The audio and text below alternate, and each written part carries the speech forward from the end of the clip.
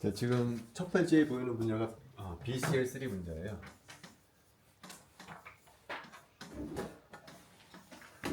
우리가 계속했던 그 분야입니다. 얘가 정확히 어떤 대칭성을 갖고 있냐면 이제 B3H 대칭성을 갖고 있고요. 몇 개의 진동 모드를 갖고 있냐면은 얘가 3n-6이니까 얘가 4가 들어가서 6가지 진동 모드가 있어요. 그것이 프린트물에 나와서 A1 프라임 있고, 그 다음에 A2 프라임이 있고, 그 다음에 B 프라임이 있고, 또 E 프라임이 있어요.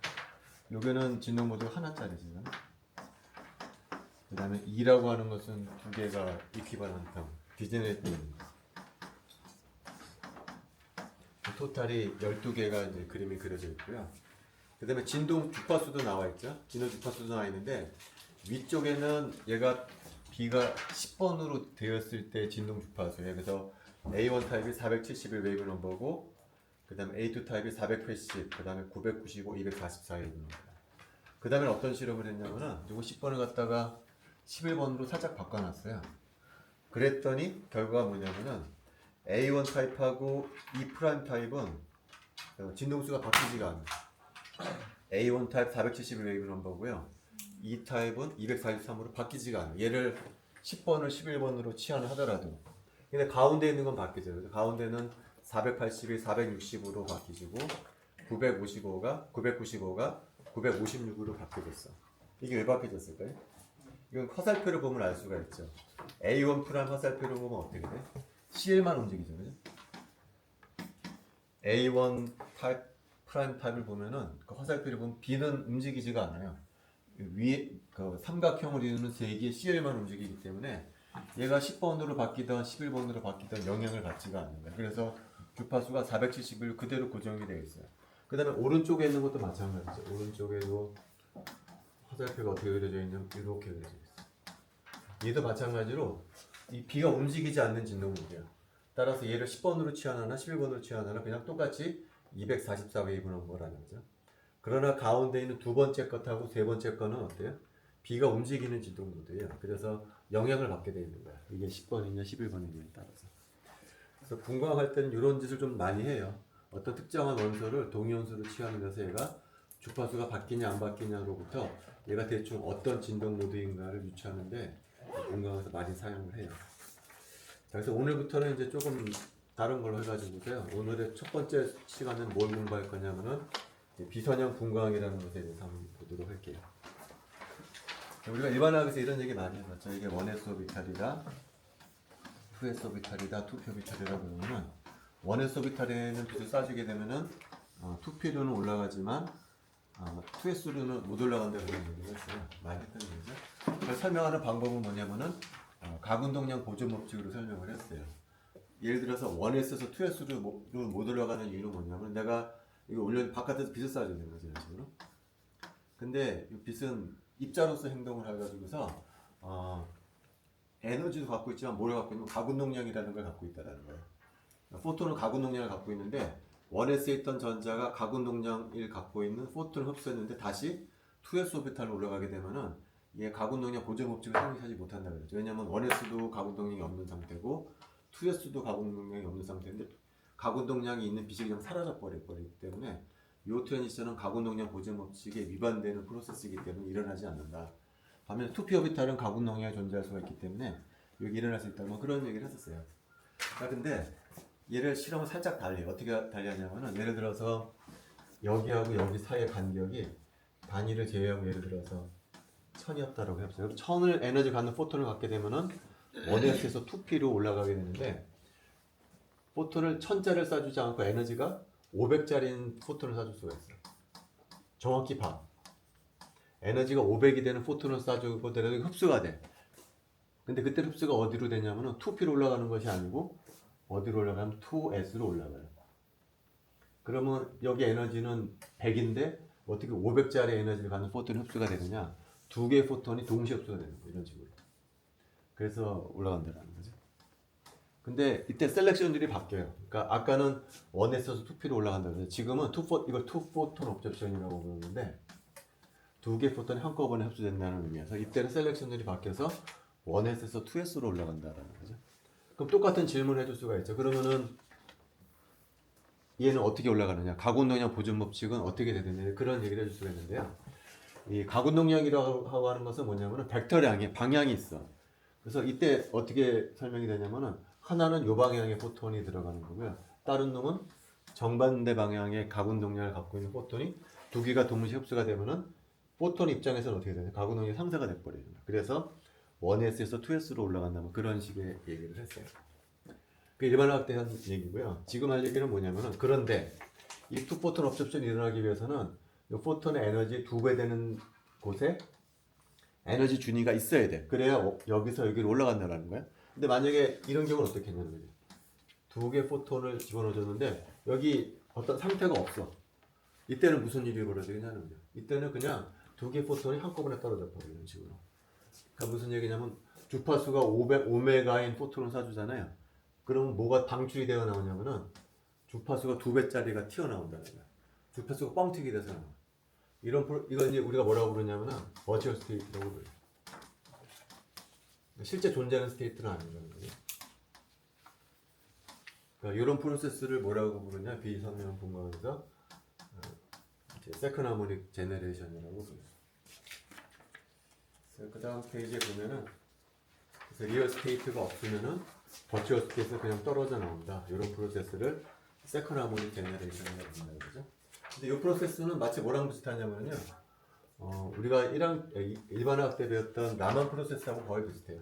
라만이 뭐죠? 이게 바이브레이셔널 레벨이 있고 바깥에서 어떤 빛을 쏴주게 돼. 그러면 뭐라고 그랬으면 라만 설명할 때 이 포톤이 두 개로 잘라진다. 이런 식으로 두 개로 잘라진 다음에 이 포톤은 흡수가 돼. 그래서 V 이퀄 제로에서 V 이퀄 1으로 분전 흡수가 되고 나머지 포톤만 산란돼서 나오는 것을 우리가 뭐라고 부르냐면은 이제 라만 프로세스라고 부르는 거죠. 얘는 두 개 포톤이 합쳐져서 나오는 프로세스고요.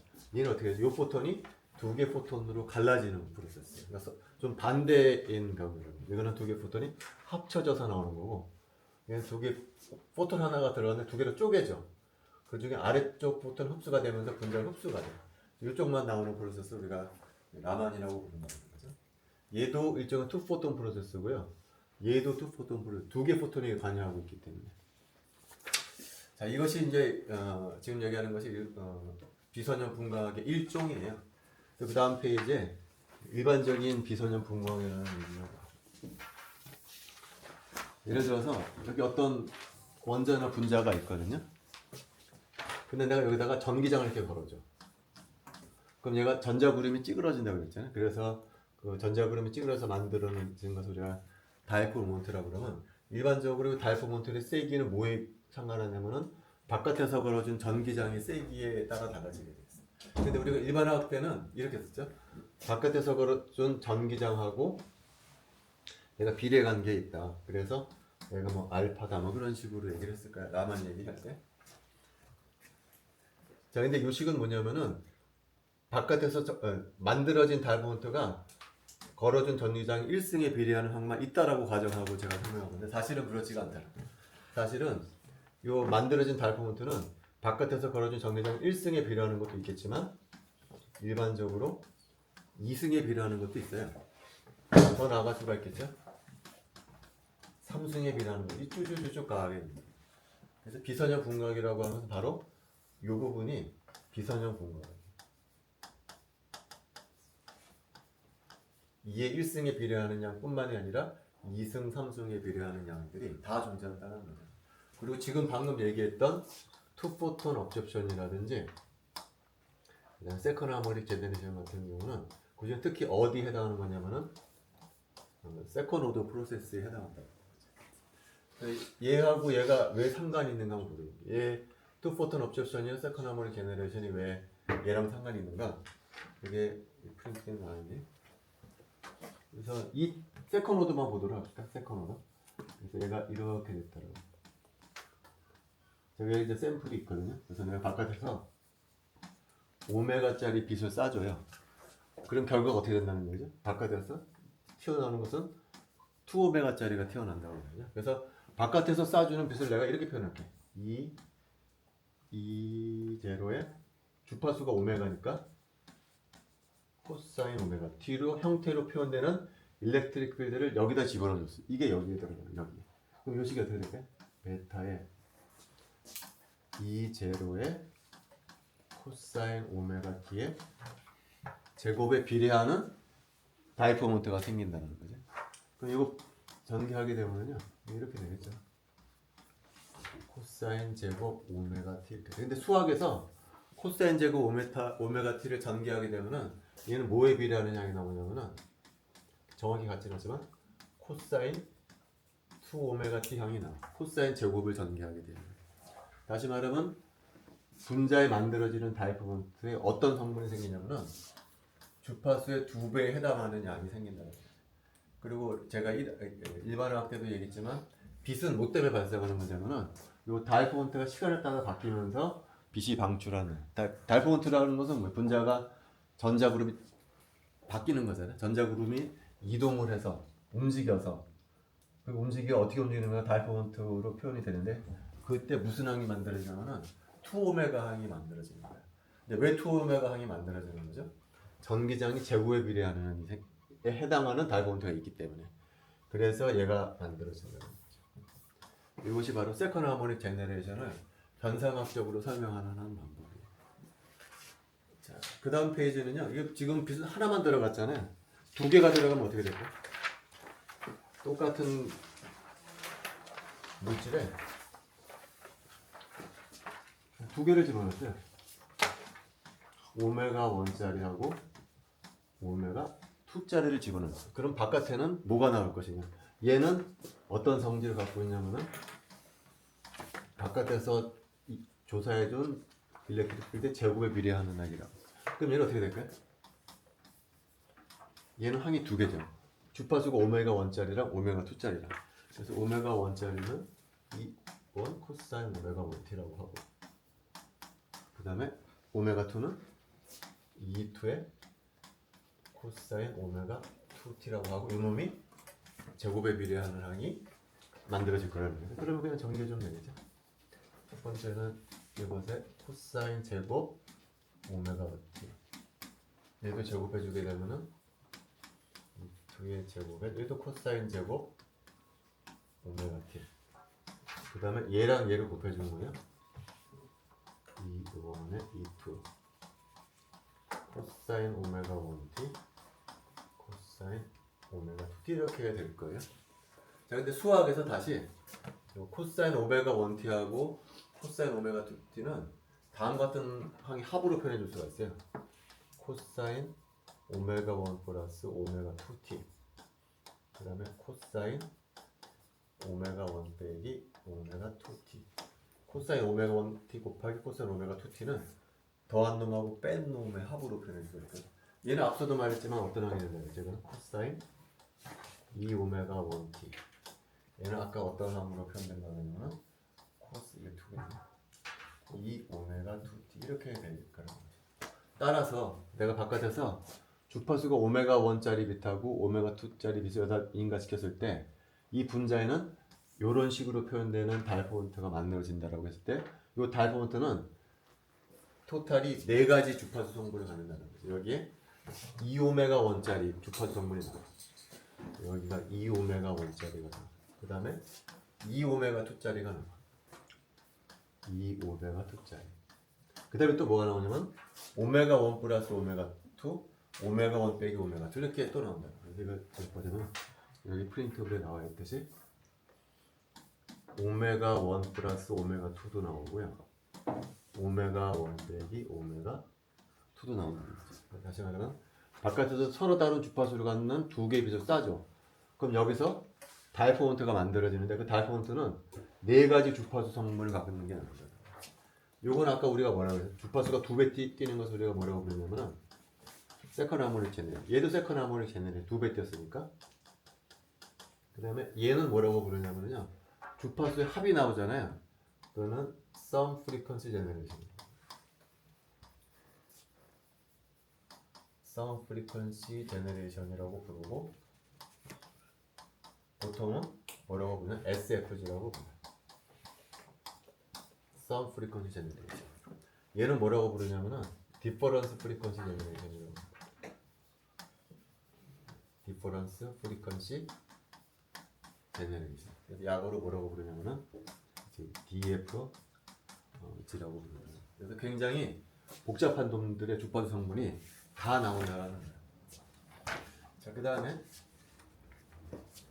요 놈이 왜 비선형 분광이라고 그러냐면 요 놈 때문에 하지. 이게 제곱에 비례하는 거. 이걸 좀 다른 측면에서 보면은요. 그래서 뭐 이렇게 분단하는 거야. 얘가 오메가짜리라고 하면 얘는 주파수 성분이 얼마가 되면 2오메가짜리가 나온다 그랬죠. 그래서 이게 2오메가짜리를 보면은 오메가짜리의 제곱에 2오메가 이런 식으로 바뀐다는 거죠. 자, 근데 얘가 만들어내는 빛의 인텐서티는 뭐에 비례하냐면 요 놈의 제곱에 비례하거든요. 전자기학 책에 찾아보면은 요 다이포 모먼트가 만드는 빛의 인텐서티는 요 놈의 제곱에 비례해요. 그럼 요 놈의 제곱은 요 놈을 제곱해주게 되는 거 어떻게 돼? 2오메가 4승의 코사인 2의 2오메가 t가 되겠다는 거죠. 그럼 얘는 뭐냐면은 주파수가 오메가짜리 빛의 제곱이 된다는 거죠. 따라서 결과적으로 뭐냐면은 주파수가 2오메가짜리 빛의 인텐서티는 바깥에서 쏴준 오메가짜리 빛의 인텐서티 제곱이 된다는 거예요. 그 말은 무슨 얘기냐면은 내가 주파수가 오메가짜리 빛을 2배 증가시키잖아요. 그럼 얘는 몇 배가 증가된다는 거죠? 4배가 증가된다는 거예요. 2배 증가시켜주게 되면은 얘는 2배 증가하는 것이 아니고 4배가 증가한다는 거지. 왜냐하면 얘 때문에. 이게 비선형 분광학의 특징 중에 하나예요.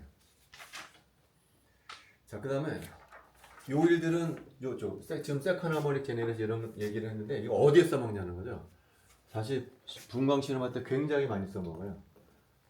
어떨 때 써먹냐면은 보통 우리가 이제 레이저 분광학 할 때 이게 시루라 그러면은 여기다가 보통 이제 레이저를 쏴주거든요. 그냥 램프를 사용한다기보다는 보통의 경우에는 레이저를 사용하게 돼. 근데 램프와 달리 레이저는 주파수가 결정이 돼 있어. 예를 들면은 헬륨 네온 레이저다. 그러면 얘는 632.8 나노미터라고 하는 특정한 파장밖에 망출을 할 수가 없어. 레이저 원리상. 또 얘 이상으로 많이 쓰는 레이저 중에 엔디약 레이저가 있거든요. 엔디약 레이저는 1064 나노미터밖에 방출을 못해. 그러니까 레이저의 특징이 그거야. 레이저는 여러 가지 좋은 성질을 갖고 있지만 단점이라고 할 수 있는 게 뭐냐면 특정한 파장밖에 내지를 못해요. 램프는 그렇지 않죠. 램프는 광범위한 파장의 빛을 낼 수가 있는데 비해서 레이저는 특정한 빛의 파장을 밖에 내지를 못해. 이때 내가 요 주파수 말고 요 파장 말고 다른 주파수 빛을 필요로 할 때가 있거든요. 지금 이건 거의 적외선 대역으로 가 있는 건데 나는 좀 가시광선 대역의 빛이 좀 필요할 때 어떡하냐. 이때 세컨 하모닉 제네레이션을 사용합니다. 내가 지금 연구실에 엔디양 레이저밖에 없는데 1064 나노미터야. 근데 내가 필요한 것은 가시광선 대역이야. 그때 뭘 쓰냐면 이제 세컨 하모닉 제네레이션을 쓰는 거예요. 세컨 하모닉 제네레이션이라면 여기 파장이 반으로 줄겠죠. 세컨 하모닉 제네레이션 하게 되면은 얘가 파장이 얼마가 되냐면 532 나노미터가 돼가지고서 이게 가시광선 대역으로 넘어오게 됩니다. 그때 쓴다는 거예요. 프린트물에 나왔지만 내가 엔디양 레이저 1064 나노미터 빛을 넌리니어 크리스탈에다 집어넣어주게 되면 이게 얼마짜리가 나오냐면은 512 나노미터짜리 가시광선 대역의 빛이 나옵니다. 여기다 한 번 더 넘어갈 수가 있어요.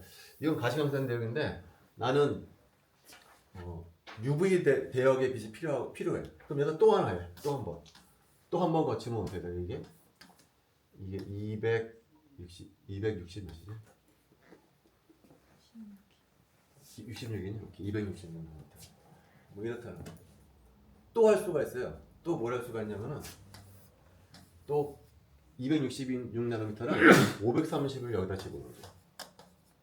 그러면 얘하고 얘 주파수 합이 또 나온다는 거예요. 그래서 굉장히 많은 조합을 만들 수가 있어요. 런닝을 크리스탈 하나만 가지고서. 그래서 이런 일을 할 때 굉장히 많이 쓴다는 거죠. 자, 프린터블의 오른쪽에는 이제 디퍼런스 프리퀀시 제너레이션이라는 얘기가 이거 뭐냐면은 여기 샘플이 있어요. 그래서 이게 오메가 1짜리 빛을 쏴주고 오메가 2짜리 빛을 쏴줘. 그러면 오메가 1 플러스 오메가 2도 나오거든요. 근데 오메가 1 플러스 오메가 2뿐만이 아니고 뭐도 나오냐면은 오메가 1 빼기 오메가 2도 나와. 이거 아까 뭐라고 그랬었냐면은 디퍼런스 프리퀀시 제너레이션이라고 이것도 나온다는 거죠. 이걸 이 프로세스를 그림으로 설명하는 게 그 아래쪽에 나와 있어요. 자, 오메가 1이 주파수가 높다고 생각해보세요. 이게 오메가 1이에요. 그 다음에 오메가 2는 이게 오메가 2예요. 그래서 요 놈이 요 놈하고 두 개 포톤으로 잘라지는 프로세스예요. 요 놈이 들어가는데 같이 뭐가 들어가냐면 오메가 2가 같이 들어가. 그럼 무슨 일이 벌어지면 얘하고 얘가 상호작용을 해서 어떤 프리퀀시가 나오냐면 요 두 놈의 프리퀀시의 차이에 해당하는 오메가 1 빼기 오메가 2가 나온다. 자, 요 프로세스는 무슨 프로세스랑 유사하냐면은 라만 프로세스랑 비슷하죠. 라만이 뭐였었나요? 이게 진동 에너지 준위가 있고요. 바깥에서 오메가 1을 쏴주게 되면 어떻게 되나요? 요 놈이 두 개가 두 개의 포톤으로 잘라진다고 그러죠. 그 다음에 요 포톤이 없어지면서 이렇게 올라간다는 프로세스잖아요. 이거랑 뭐 거의 비슷한 거죠. 얘하고의 차이점은 뭐냐면은 얘는 요 레벨에 리얼 스테이트가 있어. 실제로 존재하는 리얼 스테이트가 있는 반면에 여기는 그런 거 없어. 여기는 그냥 그래서 우리가 뭐라고 부르냐면은 버추얼 스테이트에 해당한다. 제가 우리가 나중에 이제 요 라만하고 굉장히 중요한 얘기를 해볼 텐데 요 프로세스 다시 한번 보면은요. 요 프로세스는 오메가 1 빼기 오메가 2가 나오는데 동시에 무슨 일이 벌어지냐면은 요 프로세스의 특징은 뭐냐면은 요게 에너지가 굉장히 강한 빛이야. 이게 펌프 빛이라고 해서 굉장히 에너지를 많이 갖고 있는 빛이거든요. 거기다 이거 좀 약한 빛이야. 이거는 보통 강한 빛을 쏴주고요. 강한 빛을 쏴주고 요는 약한 빛을 쏴줘. 지금 내가 무슨 인지를 하려고 하냐면은 요 빛을 증폭시키고 싶은 거야. 내가 지금 원하는 것은 요 빛이 내가 갖고 있는 빛이 인텐시티가 되게 작거든요. 얘를 증폭을 시키고 싶어. 그때 이 짓을 한다는 거죠. 근데 얘는 굉장히 에너지가 강해. 여기 있는 에너지를 여기로 집어넣어 가지고서 얘를 증폭을 시키려고 할 때 요 프로세스를 쓴다라는 거예요.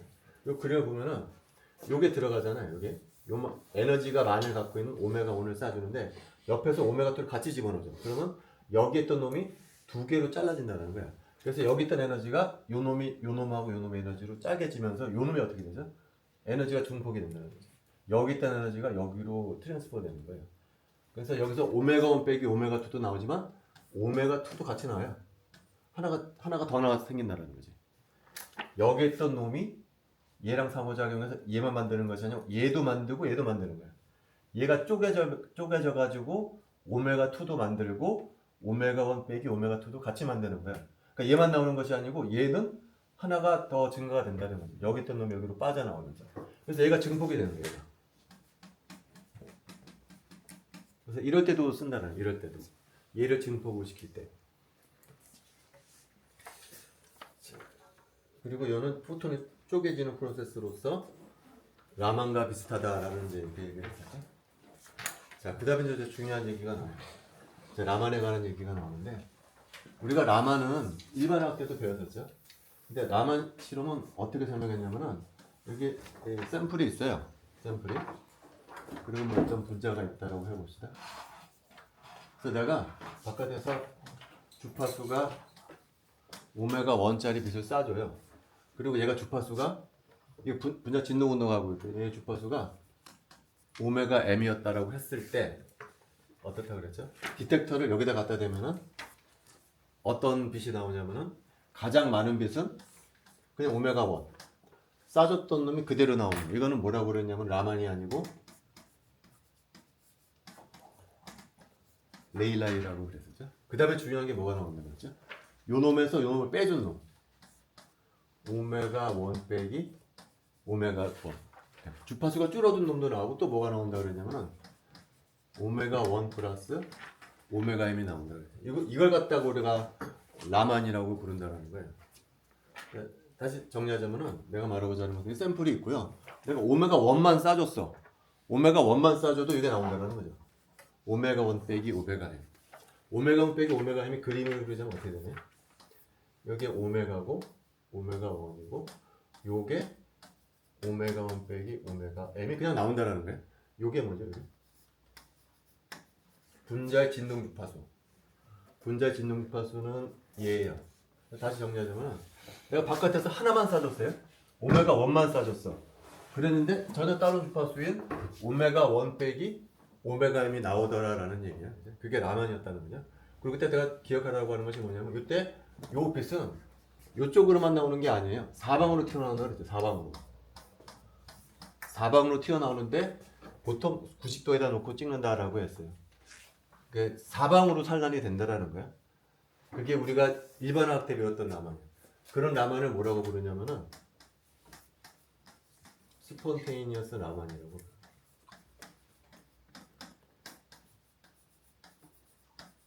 이게 일반화학 때 배웠던 라만이에요. 자, 근데 오늘 배운 라만은 스폰테이니어스 라만이 아니고 뭐라고 부르는 거냐면은 스티뮬레이티드 라만이에요. 오늘 배울 용어 중에 두 가지 중요한 게 스폰테이니어스라는 단어하고 스티뮬레이티드라는 단어. 먼저 스티뮬레이티드 라만은 뭐냐면 이렇게 되겠어요. 아까랑 똑같이 샘플은 있어요. 이게 주파수가 오메가 m이고 오메가 1을 쏴줘요. 근데 이때는 동시에 두 번째 빛을 쏴줘. 두 번째 빛을. 얘는 오메가 2야. 근데 오메가 2를 어떻게 쏴주느냐? 얘하고 얘를 빼줬을 때 얘가 나오도록 쏴준다는 거예요. 오메가 2는. 그러니까 이런 거라는 거죠. 여기 아까 오메가 m이라고 그랬었죠? 이게 오메가 1이야. 그 다음에 또 뭐를 쏴주냐면 오메가 2를 쏴줘. 바깥에서. 오메가 2는 얘야. 근데 얘를 어떻게 쏴준다고요? 얘하고 얘를 빼줬을 때 오메가 m이 되도록 오메가 2를 맞춰주는 거야. 얘는 어떻게 쏴주느냐? 오메가 1 빼기 오메가 2가 오메가 m이 되도록 한 빛을 쏴준다라는 거야. 이게 저항이 났기 때문에. 그럼 무슨 일이 벌어지냐? 아까 얘기했던 DFG 프로세스가 그대로 나오는 거야. 요 놈을 빛을 쏴주잖아요. 근데 같이 뭐를 쏴주죠? 얘를 쏴줘. 그럼 얘 자극을 받아서 요 놈이 요 포톤하고 요 포톤으로 짜게져. 아까랑 똑같아. 그리고 요 놈이 흡수가 돼. 그래서 위로 올라가게 된다는 거야. 그때 얘는 어떻게 되죠? 얘는 증가된다는 거지. 얘가 왜 증가하나요? 바깥에서 쏴준 놈이 증폭이 돼. 왜 그러냐면 오메가 1이 포톤 두 개로 잘라지면서 오메가 2가 하나 더 증가하게 된다는 거야. 얘가 증폭이 된다. 얘가 증폭이 돼. 그래서 여기는 오메가 2가 더 크게 나온다는 거야. 바깥에서 쏴준 오메가 2보다 여기 튀어나왔을 때는 오메가 2가 더 큰 인텐서티가 돼서 튀어나온다는 거야. 자, 근데 아까 스폰테니어스 라만은 어떻다고 그랬어요? 요 빛이 어떻다고 그랬어? 사방으로 튀어나온다고 했잖아. 사방으로. 그 중에서 이쪽에서 나오는 것만 측정하는 거야. 근데 요 스티뮬레이티드 라만에서는 요 오메가 2가 특정한 방향으로만 나가. 사방으로 나가는 게 아니야. 특정한 방향으로만 나가. 그러니까 인텐서티가 어떻게 되겠어요? 내가 디텍터를 계산을 하는 거예요. 여기다 얘가 어느 방향으로만 나오고 있는지만 알잖아. 그럼 디텍터 여기다 딱 갖다 대. 그럼 어떻게 돼요? 얘가 만들어내는 모든 시간을 다 잡는 거예요. 얘는 어떻죠? 얘는 사방으로 퍼져나오는데 일부분만 측정하는 거야. 얘는 일부분만. 이건 다 버리는 거야. 스폰테니어스 라만에서는. 근데 스티뮬레이티드 라만에서는 특정한 방향으로만 튀어나오고, 특정한 방향이 어느 방향인지 내가 꼭 가르쳐줄게. 특정한 방향으로만 일직적으로 나오기 때문에 거기에다만 디텍터만 딱 갖다 대면은 모든 시그널을 다 잡게 된다는 거죠. 마치 레이저가 바로 그러는 거잖아요. 램프는 어때요? 사방으로 퍼지잖아요. 레이저는 어때? 직선으로만 나가버리잖아. 특정한 방향으로만 나간다는 거야. 그럼 질문은 얘가 왜 특정한 방향으로만 나가냐는 거지. 얘는 도대체 무슨 프로세스이기 때문에 특정한 방향으로만 나가느냐. 그게 이제 그 다음 얘기야. 그 다음 페이지에 무슨 얘기가 나오냐면요. 자, 빛이라고 하면은 우리가 잘 알듯이 파동이잖아요. 파동이라 그러면 두 가지 변수가 파라미터가 있어요. 파장,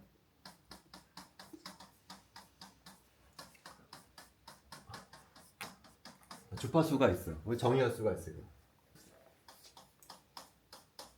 근데 빛이라는 놈이 가끔 입자처럼 행동할 때가 있거든요. 그때 얘가 입자처럼 행동을 했을 때 얘가 에너지 가질 수가 있다는 거예요. 포톤이라는 놈이. 그 에너지 뭐 가지고 계산하냐면 아인슈타인에 가면 주파수 가지고 계산한다 그랬죠? 이거 어떻게 계산하죠? E는 h 누라는 식이 있다라는 거지, 그죠? 자, 그 다음에 얘가 입자처럼 행동을 해서 뭐를 가질 수가 있냐면은 운동량을 가질 수도 있어요. 그 운동량은 드브로이에 의하면 어떻게 되죠? 남더분 h라는 거예요. 그러니까 주파수 파장처럼 행동을 해서 주파수하고 파장을 갖는다고 가정했을 때 이 두 개의 정모 가지고 뭘 계산할 수가 있냐면 제가 입자처럼 행동했을 때 운동량은 얼마가 되고 파장은 얼마가 되는지를 계산해 줄 수가 있어요. 그죠? 자, 이렇게 쓸 수도 있고 얘를 이렇게 쓰기도 해요. 보통 h를 2파이로 나눠줘. 2파이 해도 식은 똑같죠. 근데 h를 2파이로 나눠주면 뭐라고 부르냐면은 h바라고 불러요. 그 다음에 주파수에다 2파이를 곱해주는 것을 오메가로 표현하고 이걸 뭐라고 부르냐면은 이제 각주파수라고 불러요. 근데 어떤 책에서는 h누라고 표기하기도 하고 어떤 책에서는 h바 오메가로 표현을 하기도 해요. 근데 똑같은 식이에요. 얘도 마찬가지예요. 얘도 이렇게 쓸 수가 있어요. h를 2파이로 나눠주고 위로 2파이 올라갈 수가 있겠죠. 이렇게 쓰기도 해요. 얘는 어떻게 보면 h 2파이로 나눠주는 거를 h바라고 불러요. 그 다음에 2파이 남담으로 2파이를 뭐라고 부르냐면은 이제 k라고 부르기도 해요. k. 이걸 뭐라고 부르냐면은 우리나라 말로는 이제 파수라고 부르기도 합니다. 근데 그 모멘텀은 이제 벡터량이기 때문에요. 보통 얘는 한꺼번에 어떻게 쓰냐면 P는 H바 K 뭐 이런 식으로 표현을 한다는 거죠. 그 다시 말하면 얘는 포톤의 운동량을 나타내주는 식이야. 얘는 포톤의 에너지를 나타내주는 식이라는 거죠. 자, 얘는 어떻게 구할까요? K라는 벡터는 아까도 얘기했지만 빛이라고 하는 것은 파장이라는 걸 갖고 있다고 그랬잖아요. 파장. 그 빛의 진행 방향이 있을 거 아니에요. 빛은. 예를 들어 빛이 이쪽 방향으로 진행한다. 그럼 K벡터는 빛의 진행 방향하고 똑같아. 그 다음에 K벡터 길이가 있잖아요. 길이는 뭐에 비례하냐면은 람다분의 2파이에 비례하는 거예요. 그러니까 파동이라고 하게 되면 우리가 파장을 정의할 수가 있잖아요. 파장을 알면 뭘 할 수 있다고? 람다분의 2파이가 K라고 그러잖아요. 람다분의 2파이로 요 K 벡터의 길이를 정의해 줄 수가 있어요. 길이가 파장이 길어지면 어떻게 돼요? 파장이 길어지게 되면은 K가 작아져. 파장이 짧아지면 K가 커져. K가 커진다는 얘기는 무슨 얘기냐면은 모멘텀이 크다라는 거예요. 그리고 이 벡터의 방향은 무엇을 나타내 주는 거냐면은 빛의 진행 방향을 나타내 준다라는 거예요. 그래서 결론은 뭐냐면은 포톤의 모멘텀은 요 식으로 표현되고 포톤의 에너지는 요 식으로 표현된다라는 거예요. 자, 근데 모든 물리 프로세스는 보존 법칙을 만족하거든요. 다시 말하면은 모든 물리 프로세스는 그러니까 넌리니어 프로세스도 마찬가지예요. 세컨 하모닉 제너레이션, 뭐 라만, 썸 프리퀀시 제너레이션 모든 프로세스는 보존 법칙을 만족해야 돼요. 에너지 보존 법칙, 모멘텀 보존 법칙. 이 두 개가 동시에 만족이 돼야 된다는 거죠. 자, 그러면은 디퍼런스 프리퀀시 제너레이션 한번 보도록 할게요. 디퍼런스 프리퀀시 제너레이션은 오메가 1 빼기 오메가 2가 오메가 DFG라는 거거든요. 그럼 여기다가 내가 H바를 곱해줄 때 H바. 그럼 이게 뭐랑 같은 거죠? 이게 결과적으로 에너지 보존 법칙을 말해주는 식이라는 거예요. 이 식 자체가. 그러니까 이거를 H바를 빼주게 되면 바로 오메가 1 빼기 오메가 2는 오메가 DFG가 나오는데 이 식은 어디서부터 유도할 수 있냐? 바로 이 식에서 유도할 수 있는 에너지 보존. 왜냐면 이 식에다 H바를 곱해주게 되면 이게 포톤의 에너지를 해당합니다. 그럼 똑같은 놈을 모멘텀 보존 법칙에 적용시켜주면 어떻게 될까요? H바의 K1, H바의 K2는 H바의 DFG 이런 식이 된다는 거죠. 이거는 무엇을 나타내는 식이냐면은 포톤의 운동량 보존 법칙을 만족해주는 식이라는 거예요. 그래서 H바를 없어지게 되면 어떻게 되나요? K1 빼기 K2는 KDFG다 라는 식을 얻게 된다는 거예요. 제가 이거를 그림으로 한번 그려볼게요. 그림으로. DFG가 무슨 프로세스라고 그랬냐면은 여기다가 오메가 1을 쏴주고 오메가 2를 쏴주게 되면 요놈의 주파수 차이가 나온다고 그래. 어느 방향으로 나온다고 그랬죠? 오메가 1 빼기 오메가 2가 나온다라는 것이 우리가 DFG잖아요. 어느 방향으로 나오냐면 어느 방향. 요게 뭐냐면 바로 K1 벡터예요. 첫 번째 빛의 진행 방향. 요것이 뭐냐면은 두 번째 빛의 진행 방향. 그때 얘가 어느 방향에서 나올 거냐면 얘가 이 방향에서 나온다는 거예요. 다시 하면 얘는 K1 빼기 K2가 바로 K DFG다라는 거예요. 얘가 어느 방향으로 나오고 얘가 어느 방향으로 나오는지를 안다라고 그러면은 디퍼런스 프리퀀시 제너레이션은 요 방향으로 나온다. 요 방향이 바로 요 식을 만족하는 방향이다. 이게 어디서 나오는 거냐? 모멘텀 보존 법칙에서 나온다는 거죠. 요쪽 방향으로만 나온다는 거예요. 요쪽 방향으로. 다른 방향으로는 안 나오고 요쪽 방향으로만 나오기 때문에 여기다가 디텍터를 딱 설치하게 되면은 모든 시그널을 한꺼번에 다 잡을 수가 있다는 거죠. 이것이 굉장히 중요한 성질. 그래서 그 다음 페이지에 보면은요. 페이지 매칭 컨디션이라고 그러니까 비선형 분모학에서는 이렇게 얘기를 해요. 이걸 갖다가 페이지 매칭 컨디션이라고 부르는데 이건 다른 말로는 뭐냐면은 그냥 운동량 보존 법칙이에요. 포톤의 운동량 보존 법칙을 만족하는 조건이라는 거예요. 그래서 맨 왼쪽에 세컨 하모닉 제너레이션이 있어요. 세컨 하모닉 제너레이션은 두 개 빛과 똑같은 빛이잖아요. 얘도 K고 똑같은 놈을 쏴주게 돼서 뭐가 나오는 거죠? 2K가 나오는 거죠. 2K. 그래서 이때는 그냥 들어간 놈의 방향하고 나오는 방향이 같을 수밖에 없어요. 그냥 얘는 뭐죠? 이거 두 개 벡터 더해준 것이기 때문에 들어간 방향하고 나온 방향이 같을 수밖에 없어. 그 다음에 두 번째하고 세 번째가 바로 DFG하고 SFG예요. 자, DFG 봅시다. 자, 여기 K1 첫 번째 빛의 진행 방향, 두 번째 쏴주는 빛의 진행 방향. 여기도 똑같아요. 여기가 첫 번째 빛의 진행 방향, 두 번째 빛의 진행 방향. 자, 근데 DFG는 어떤 방향, 특정 방향으로 나온다고 그랬죠. 얘는 어떤 방향이냐면은 K2 빼기 K1. 얘는 어느 방향이냐면은 K1 플러스 K2가 된다는 거죠. 얘는 SFG, 얘는 DFG. 그러니까 똑같은 빛을 쏴줬어요. K1, K2, K1, K2. 주파수도 똑같고 진행 방향으로도 똑같아. 근데 이쪽 방향으로는 무슨 빛이 나오냐면은 두 주파수의 차이에 해당하는 빛이 나오고요. 이쪽 방향에서는 두 주파수의 합인 방향이 나온다는 거예요. 그러니까 방향이 다르다는 거예요. 썸 프리퀀시가 나오는 방향하고 디퍼런스 프리퀀시가 나오는 방향이 다르다라는 거죠. 이것이 실험할 때는 굉장히 중요한 성질이에요. 그래서 디텍터 어디다 갖다 놓느냐에 따라서 여기다 갖다 놓으면 썸 프리퀀시가 나오고 이렇게 갖다 대면은 DFG가 나오고 그러는 거예요. 굉장히 독특한 실험 방법이 됐어요. 자, 그 다음에 이제 오늘 하는 것 중에 가장 중요한 토픽 중에 하나인데, 자, 남한에서 방금도 얘기했지만 두 가지 종류가 있다고 했어요.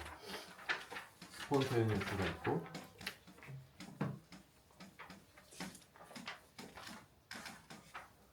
스티뮬레이티드가 있어요. 이게 에미션 타입이에요. 무슨 얘기냐면은 여기 그라운드 스테이트가 있고 익사이티드 스테이트가 있거든요. 지금 분자가 익사이티드 스테이트에 있어요. 그럼 우리가 잘 알듯이 이거 가만히 있으면 어떻게 되죠? 계속 있을 수는 없지. 떨어진단 말이야. 그래서 빛을 방출해. 그걸 뭐라고 부르냐면은 스폰테니어스 에미션이라고 불러요. 자, 그 다음에 스티뮬레이티드 에미션은 뭐냐면 업접션이랑 비슷해요. 업접션이라고 하는 것은 뭐죠? 여기에 그라운드 스테이트에 어떤 분자가 있을 때 얘가 그냥 올라갈 수는 없잖아요. 바깥에서 빛을 쏴주잖아요. 그럼 빛하고 얘가 상호작용해서 얘가 위로 올라가죠. 그걸 뭐라고 부르냐면은 업접션이라고 불러요. 스티뮬레이티드 에미션은 업접션의 반대. 얘가 그냥 올라가는 게 아니지. 얘가 바깥에서 쏴준 빛에 자극을 받아서 올라가잖아요. 그게 업접션이거든요. 스티뮬레이티드 에미션은 여기 그런 익사이티드 스테이트인데 그냥 떨어지는 것이 아니고 바깥에서 쏴준 빛이 있어. 바깥에서 쏴준 빛에 자극을 받아서 떨어지는 거예요. 그거를 스티뮬레이티드 에미션이라고 불러요. 스폰테니어스 에미션은 뭐라고요? 이게 없어. 이게 없음에도 불구하고 그냥 떨어지는 거야. 그걸 스폰테니어스 에미션이라고 불러요. 스티뮬레이티드 에미션은 위에 있었는데 바깥에서 쏴준 빛에 자극을 받아서 떨어지는 거를 스폰테니어스 에미션이라고 불러요. 스티뮬레이티드 에미션이라고 불러요. 근데 여러분들은 어떻게 보면은 이게 더 이상하다고 생각할지 몰라. 스폰테니어스 에미션은 당연한 것으로 생각이 되고 오히려 스티뮬레이티드 에미션이 이상한 거라고 생각할 수가 있어요. 근데 가만히 생각을 해보면은 스폰테니어스 에미션이 더 이상한 거예요. 사실은 스티뮬레이티드 에미션보다. 자, 왜 그러냐면은 비유적으로 한번 이런 경우 한번 봅시다. 굉장히 날카로운 무슨 침이 하나가 있어. 굉장히 날카로워. 여기에 공 하나가 이렇게 딱 올라가 있다라고 해봅시다. 진공에서. 그러면은 얘가 아무리 그 뾰족한 칩 위에 있다고 하더라도 얘가 혼자서 진공 위에 있다 그러면 얘는 계속 위에 있어야 돼요. 떨어지면 안 되잖아. 떨어진다 그러면 이유를 설명해 줘야 되잖아. 얘는 떨어지면 안 되잖아. 왜냐면 굉장히 샤프한 칩 위에 있지만 얘밖에 없기 때문에 우주에 얘 혼자밖에 없다라고 그러면 얘가 떨어질 이유가 없는 거야. 계속 이 상태로 유지해야 돼요. 그런 의미에서는 스폰테니어스 에미션이 이상한 거라는 거지. 얘가 위에 있었다라고 그러면은 얘가 아무것도 없다. 바깥에 아무것도 없고 그냥 익사이티드 스테이트의 분자가 하나 덜렁 있다. 그러면 얘가 떨어진다라고 그러는데 왜 떨어지는지 설명을 해야 돼. 이 상황이랑 똑같다라는 거죠. 근데 그냥 떨어지는 거야. 아무 이유 없이 떨어져. 쉽게 말하면 아무 이유 없이 떨어지는 거야. 아무런 원인 없이. 그래서 스폰테니어스 에미션이 오히려 더 설명하기가 힘든 거예요. 스티뮬레이티드 에미션은 설명하기가 쉽잖아요. 바깥에서 무슨 자극을 주잖아요. 어떤 자극을 주니까 얘가 떨어진다고 하면 얘도 마찬가지. 얘도 바깥에서 떡 건드리면 떨어지는 거지. 그지? 바깥에서 자극을 줬을 때 떨어지는 것은 어떻게 보면 이상한 게 아니라는 거야. 근데 아무것도 없는데도 떨어지는 것이 오히려 더 이상한 거라는 거예요. 스폰테니어스 에미션이. 그 요즘 양자학은 이 스폰테니어스 에미션을 어떻게 설명하냐면요. 이렇게 설명해요. 우리가 진공이라고 하는 것이 정말 아무것도 없는 진공이 아니라는 거예요. 이 안에는 불확정성 원리에서 뭐가 있냐면은 일종의 노이즈가 존재한다는 거예요. 노이즈가. 예를 들어서 양자학에서는 빛을 어떻게 생각하냐면요. 하모닉 오실레이터로 생각을 해요. 빛을 양자학적으로. 우리가 일반 학 시간에도 배웠죠. 하모닉 오실레이터라고 그러면 에너지 준위가 있는데 뭐가 있죠 여기?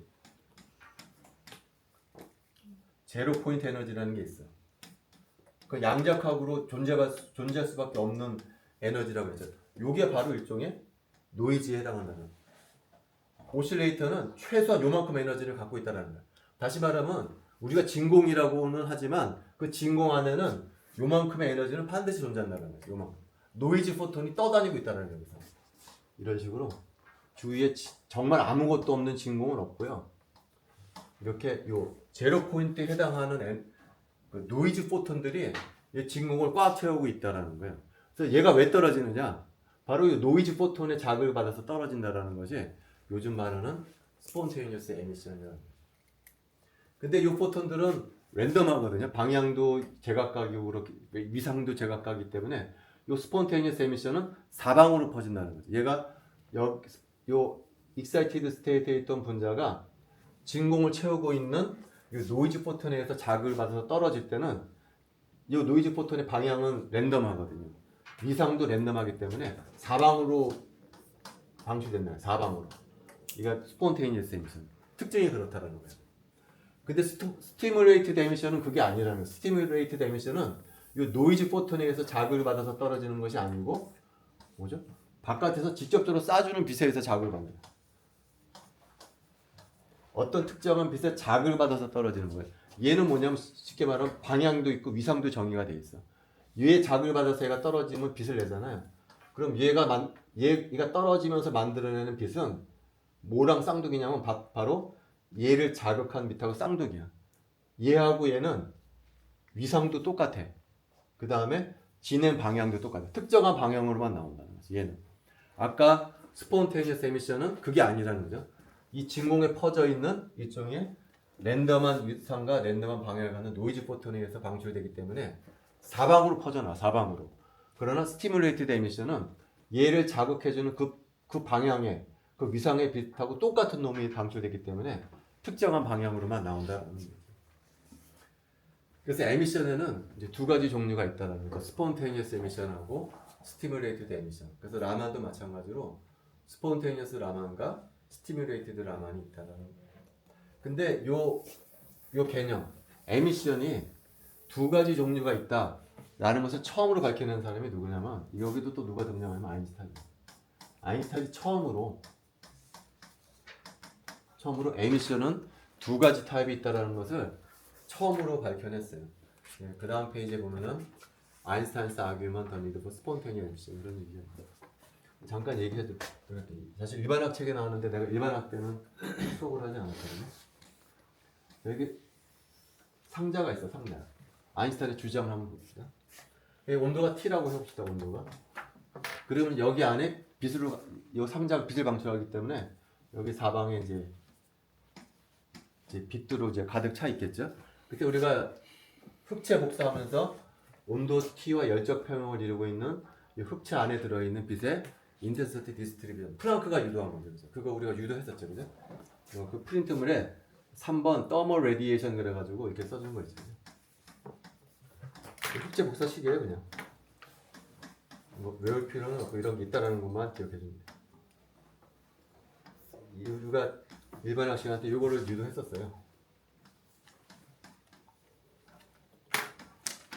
이렇게 유도했었어요. 근데 보통 열역학 책에서는 요 뉴를 쓰지 않고 뉴 대신에 오메가를 잘 쓰거든요. 아까도 얘기했죠. 오메가는 뭐라고 그랬죠? 오메가는 뉴를 2파를 곱해준 걸 오메가라고 그래요. 그래서 프린트물에는 아래쪽에는 흡체 복사식을 주파수의 함수로 표현한 식이 있고요.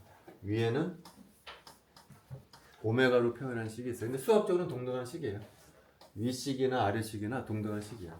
아래식은 내가 일반학 시간 때 유도한 식이고요. 위식은 뉴가 아니고 오메가로 표현했을 때 식이야. 수학적으로는 동등한 식이에요. 어쨌든 중요한 것은 온도 T에서 열적 평형을 이루고 있을 때 이 안을 채우고 있는 빛의 인텐시티 디스트리뷰션은 프랑크의 식을 프랑크식이죠.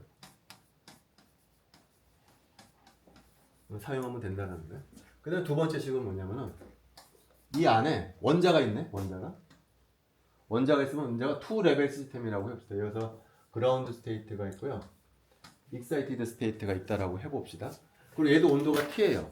그러면 그라운드 스테이트에 있는 분자를 NA, 익사이티드 스테이트에 있는 분자 NB라고 그러면은 NA분의 NB는 누구 식을 따른다고 그랬냐면은 계속 나오는 볼츠만식을 따른다. 뭐 그런 얘기 많이. 흑체 복사할 때도 우리가 볼츠만 얘기했었잖아요. 볼츠만식을 따르는 거라는. 볼츠만식이 그러면 뭐죠 이게? 그라운드 스테이트는 익스포넨셜 빼기 2a의 kbt에 비례할 것이다. 익사이티드 스테이트는 익스포넨셜 빼기 2b의 kbt. 이건 어디서 나온 거냐면은 볼츠만에 의해서 나온 거라는 거예요. 다시 정리할게. 상자가 있어, 상자. 그리고 온도가 T야. 그러니 상자가 빛을 방출해가지고서 이 상자 안에 빛이 가득 차고 있을 텐데 그 빛의 인텐시티는 볼츠만에 하면 요식을 따른다. 그 다음에 이 안에 원자가 있어. 근데 원자가 간단하게 2레벨밖에 없어. A레벨, B레벨밖에 없어. 근데 걔도 온도 T에서 열적 평형을 이루고 있어. 그럼 볼츠만의 주장이 하면은 이 비율은 볼츠만 식에 의해서 이런 식으로 표현이 되어야 할 거다라는 거죠. 그죠? 자, 그 다음에 여기 이제 빛이 있으면은 A에 있던 분자는 빛을 받아서 B로 올라갈 것이고요. B에 있던 분자는 아까도 얘기했지만 스폰테니어스 에미션으로 떨어질 수도 있고 스티뮬레이티드 에미션으로 떨어질 수도 있고 그렇게 될 거라는. 그래서 요 A 레벨에 차지하는 숫자하고 B 레벨에 차지하는 숫자가 얘랑 상호작용하면서 처음에는 파퓰레이션이 바뀌어 시간에 따라서. 그러다 평형에 도달하면 어떻게 되겠어요? 평형에 도달하게 되면은 여기에 채워져 있는 분자의 숫자하고 여기에 채워져 있는 분자 숫자가 평형을 이루게 되면 일정하게 유지가 될 거라는 평형에서는. 그걸 수식으로 써주자면 이렇게 된다는 거예요. NA의 딱 0. 이것이 의미하는 뭐죠? A번째 레벨에 차지하는 분자의 수는 시간에 따라서 변하지가 않는다는. 이거 무슨 조건이냐면 평형을 이뤘을 때 조건이야. 여기에 있는 분자의 수하고 여기에 있는 분자의 수는 시간에 따라서 변하지 않을 것이다. 평형 조건이라는 거야. 그러니까 아인슈타인은 이 세 개를 사용한 거야, 세 개. 그러니까 다 맞는 말이잖아요, 그죠? 어떤 상자가 있고 T가 있다 그러면 요 안의 빛은 프랑크 분포를 따를 것이다. 요 안에 있는 분자의 파퓰레이션의 비율은 볼츠만 비율을 따를 것이다. 그다음 평형이라고 하게 되면 여기 레벨의 숫자하고 여기 레벨의 숫자는 시간이 변하더라도 안 변할 것이다. 요 세 가지 조건을 만족해야 된다는 거죠. 그래서 그 다음 페이지에 보면은 그래서 처음에는 이렇게 해봤어요. 다른 사람이 다 했듯이. 여기가 그라운드 스테이트가 있고요. 여기 익사이티드 스테이트가 있고 요 두 스테이트 사이에는 두 가지 프로세스밖에 없다라고 가정을 했어요. 첫 번째, 업접션. A에서 B로 가는 업접션 프로세스가 하나가 있고 두 번째는 스티뮬레이티드 에미션. B에서 A로 떨어지는 스티뮬레이티드 에미션만 있고 스폰테니어스 에미션 없다라고 가정합니다. 업접션만 있고 이건 스티뮬레이티드 에미션이에요. 에미션만 있다라고 가정을 하고 문제를 풀어봤어. 자, 그런데 그러면은 먼저 업접션 레이트는 어떻게 될 것인가? 업접션 이게 올라가는 레이트거든요. 여기 비율은 일단 첫 번째는 얼마나 많은 분자가 A 레벨에 있느냐에서 업접션 레이트. 여기 10개 있을 때랑 100개 있을 때랑 보면은 업접션 레이트는 어떨 때가 더 크냐면 여기 100개 있을 때가 더 많이 흡수가 될 거라는 거죠. 그래서 업접션 레이트 뭐에 비례할 거냐면은 그라운드 스테이트에 있는 분자의 수에 비례할 거라는 거죠. 자, 그 다음에 업접션은 그냥 되는 게 아니죠. 바깥에서 빛이 있어야 이게 업접션이 되잖아요. 빛이 인터셉트가 크면 클수록 업접션이 잘 될 거라는 거죠. 빛의 인터셉트를 로라고 표현해요. 로라고. 여기 로 이렇게. 로는 뭐냐면은 요 빛. 업접션은 요 빛의 상호작용에 올라가기 때문에 빛이 인텐서티가 크면 클수록 업접션이 잘 될 것이다. 이게 바로 빛의 인텐서티에 해당하는 거예요. 그거를 로 이렇게 한다. 그래서 요것에 비례할 거라는 거죠. 업접션 내에서. 그럼 비례 상수가 있을 거라는 거죠. 그 비례 상수를 뭐라고 부르냐면은 BAB라고 했잖아. BAB는 여기서 여기로 가는 업접션이 얼마나 잘 일어나는 걸 나타내는 개수를 BAB라고 부릅니다. 그래서 업접션 내에서 이렇게 표현했어요. 자, 그 다음에 스티뮬레이티드 에미션. 스티뮬레이션 이쪽으로 떨어지는 거죠. 얘도 마찬가지겠죠.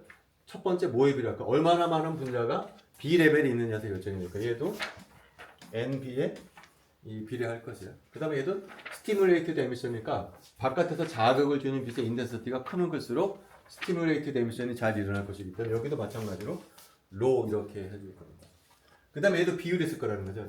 여기가 여기서 여기로 떨어지는데 비례 상수가 있을 거예요. 그 비례 상수는 B, 아까는 AB고 지금은 BA 이렇게 해줄 거라는 거예요. 그래서 업접션 레이트, 에미션 레이트를 이제 정의를 했어요. 자, 그 다음에 그럼 이 두식 가지고 B번째 레벨을 채우는 분자의 숫자가 시간에 따라서 어떻게 바뀔 것인가를 계산해요. 자, B번째 레벨을 채우는 분자 숫자는 얘가 증가할 수 있는 요인이 있고 감소할 수 있는 요인이 있거든요. 증가하는 요인은 뭘까요? 얘가 왜 증가할까요? 업접션 때문에 증가하는 거죠. 업접션 때문에. 그 업접션 레이트는 아까 여기로 되겠지? BA로 N. 이게 업접션 레이트야. 그 다음에 얘가 감소하는 레이트는 비율은 무엇에서 결정이 될까요? 스티뮬레이티드 에미션에서 결정이 될까요? 얼마나 많은 분자가 단위간 떨어져. 요것에 비례할 거고. 이거는 요걸 빼줘야 되는 거죠.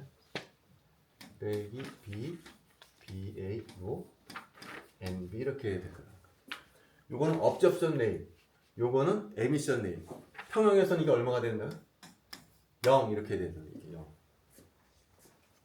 자, 그런 다음에 여기도 로가 있고 여기도 로가 있기 때문에 로를 앞으로 빼줄 거예요.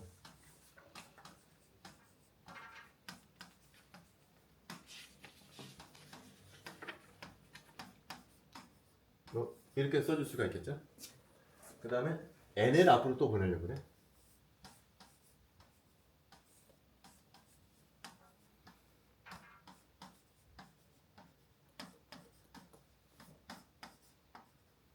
이렇게 될 거라는 거죠. 이렇게. 이게 얼마가 돼야 되냐면 평형에서는 0 이렇게 되는 거예요. 자, 여기서 요놈 A번째 레벨을 채우는 분자 숫자하고 B번째 레벨을 채우는 분자 숫자는 무엇을 사용할 거냐면은 볼주만식을 사용해요. 그래. 아까 얘기했던 볼주 발에 가면 이 식이 어떻게 되냐 이게 익스포넨셜 빼기 2a의 kbt, 요거는 exponential 빼기 2b의 kbt, 뭐 이렇게 될 거라는 거죠. 여기 또 묶어놓으면은요,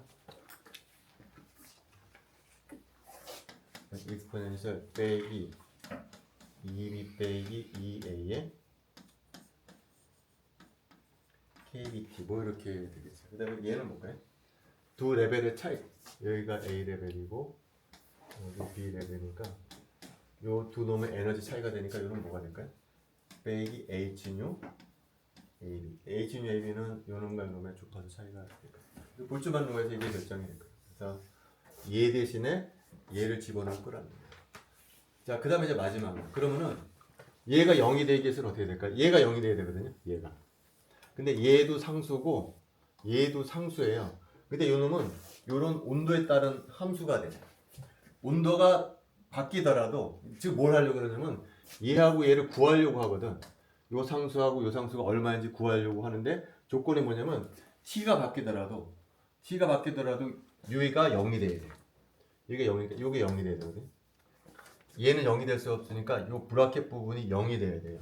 0이 되는데 지금 나 BBA하고 BBA를 구하려고 해주는 요게 0이 되게 해주는 B 값을 구해야 되는데 요 부분이 온도에 따라서 계속 바뀌는 거야. 얘가 온도가 바뀌더라도 얘는 계속 0이 되게 해주는 요 두 상수를 구할 수 있느냐? 못 구한다는 거 해보니까 얘가 계속 t에 따라서 바뀌게 되면은 얘가 상수라고 가정했을 때는 그걸 얘를 구할 수가 없다는 거야. 그래서 여기서 얘 말고 또 다른 게 필요하구나라는 걸 생각하게 돼요. 아인슈타인이. 지금 요 과정의 가장 큰 중요한 가정은 뭐죠?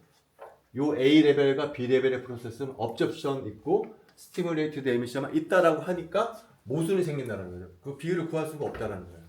그래서 하나를 더 추가했다는 거죠. 여기다가 에미션 중에는 하나가 더 있다.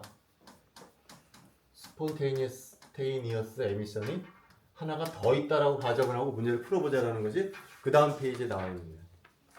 그 다음 페이지에 보면은요, 하나가 더 추가했어. 그래서 이거 하나 더 추가한 거야. 그러니까 업접션 레이트, 스티뮬레이티드 에미션 다 똑같아요. 근데 뭐가 하나 더? 스폰테니스 에미션 레이트 하나 더 추가가 돼. 스폰테니스 에미션 레이트라고 하는 것은 얘가 뭐 어떻게 되는 거죠? 그냥 떨어지는 거잖아요. 그냥 떨어지기 때문에 얘는 뭐에 비례할 거냐면은 NB하고 그냥 어떤 상수에서 결정이 될 거예요. 얘네하고 얘는 외부의 빛의 자극을 받거든요. 그래서 그 레이트에 뭐가 들어가면 로가 들어가게 돼 있어. 근데 스폰테니어스는 그냥 떨어지는 거거든. 외부의 빛의 자극을 받지 않고 그냥 떨어지기 때문에 그냥 여기 B 레벨이 얼마나 많은 분자에만 의존하게 되고 로가 없어요. 그냥 A는 그냥 상수야. 그래서 얘 항을 하나 더 추가하게 됐다는 거예요. 그럼 아까랑 똑같은 일을 할 거야. 똑같은 일이라고 하는 것은 B번째 레벨 시간에 따라서 어떻게 변할 것이냐 라고 하게 되면 먼저 요 놈이 증가하는 비율은 뭐가 될까요? 아까랑 마찬가지로 업접션 레인만 하나가 있겠지. 그래서 요걸 보도록 B, A, A. 지금 업접션 레인. 근데 감소하는 비율은 두 개가 생긴 거지 이제는. 스티뮬레이티드 에미션에 의해서도 없어질 수가 있고 스폰테니어스 에미션에 의해서 없어져. 업접션 에미션에 의해서 떨어지는 것은 이렇게 되죠. AB네. 그 다음에 아까랑 다르게 뭐가 하나 더 들어가면 얘가 하나 더 들어갑니다. 여기 하나가 더 추가시켰다. 이게 무슨 프로세스냐면 바로 스폰테니어스 에미션 얘기잖아요. 그래서 요 값이 얼마가 돼야 되냐? 요 값이 0이 돼야 한다라는 거예요. 그래서 그 다음 페이지 보면 그 식이 나와요. 그래서 요 식을 그대로 써주게 되면요, 0은 이게 MD죠. 요거 그대로 써주면 빼기 A의 MD. 그 다음에 요거 그대로 써주게 되면은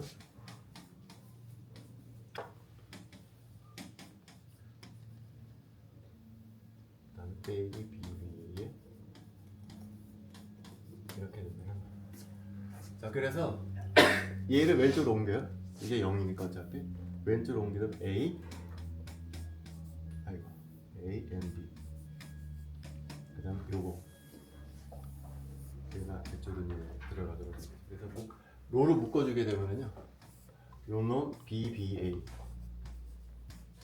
NA 빼기 BBA가 아니고 BAB네. 미안하다.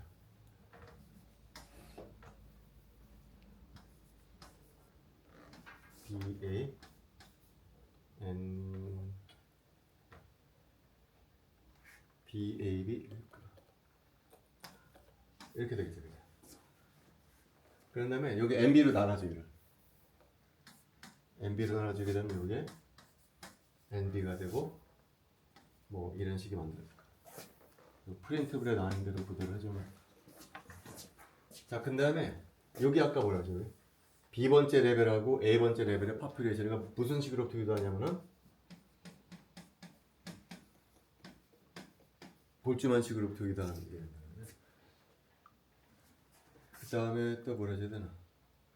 그 다음에 여기 BAB를 다 나눠줘. 앞으로 빼줘가지고서 B, BA, NA, NB.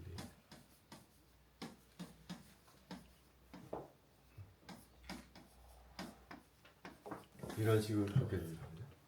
그래서 요 놈은 왼쪽으로 옮겨져. 그래서 얘는 어디서 유도하냐면은 볼츠만식으로부터 아까랑 마찬가지로 유도하게 돼. 그럼 얘가 얼마가 되냐면은 익스포넨셜 빼기 H뉴가 KBT가 있어. 이게 결론이라는 거지. 이것이 아인슈타인이 유도한 식이에요. 근데 얘가 뭐랑 같아야 되냐면은 잠깐만.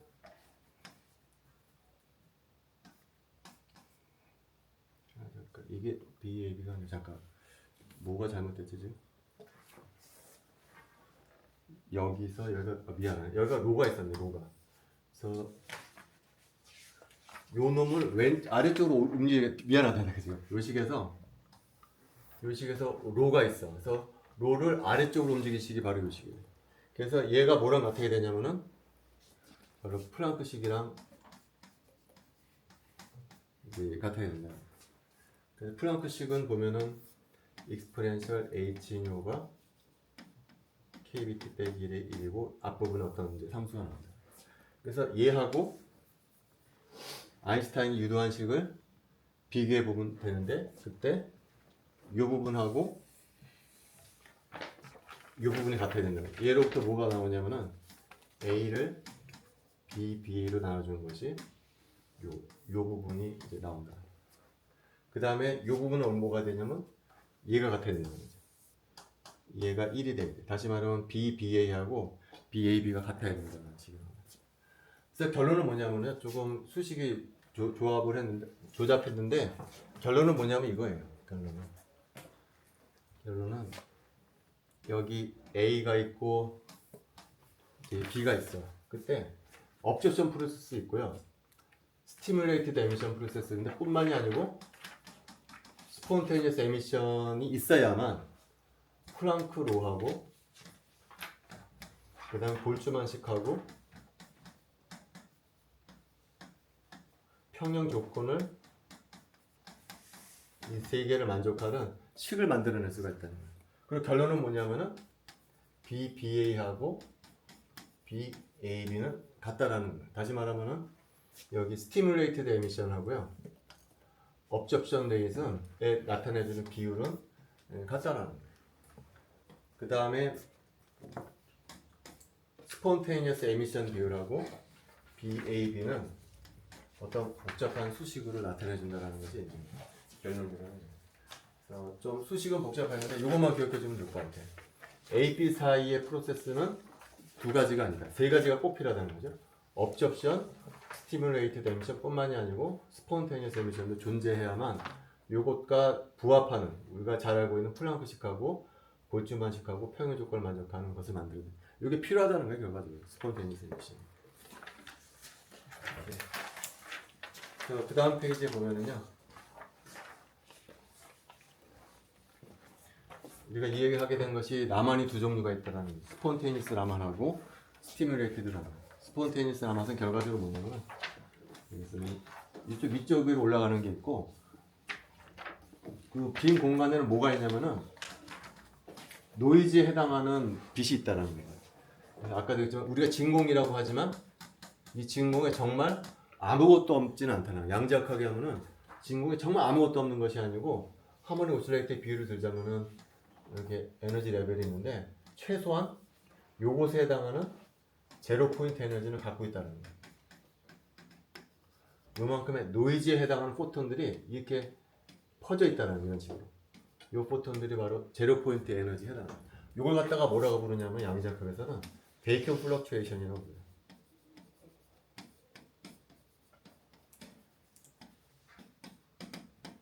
우리가 진공이라고 말을 하지만 그 안에는 베이컨 플럭추에이션에 하는 노이즈 포톤들이 존재해요. 그 노이즈 포톤이 왜 존재하냐? 제로 포인트 에너지 때문에 존재한다.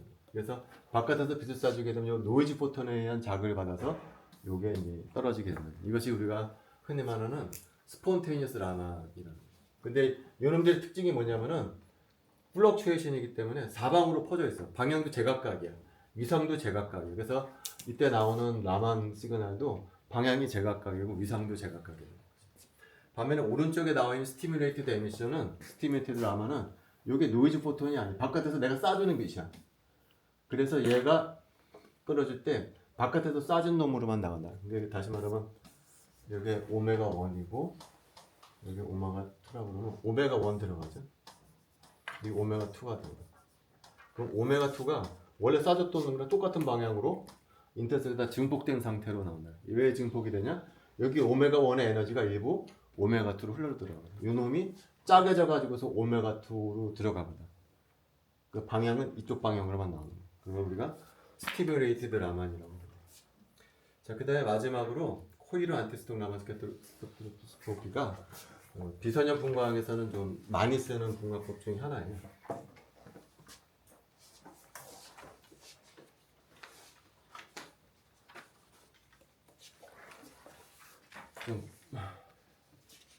좀 실험 얼기가 좀 복잡해.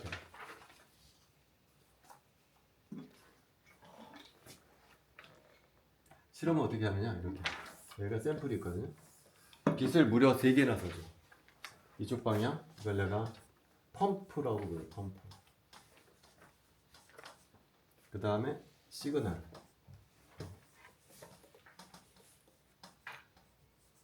그 다음에 이쪽은 프로브. 샘플에다 대고 3개의 빛을, 3가지 다른 방향의 빛을 쏴줘. 그러면 어떤 특정 방향으로 빛이 나가. 그걸 갖다가 이제 카스라고 부르는데 얘는 어떤 주파수를 갖냐면 이런 주파수를 갖는 거죠.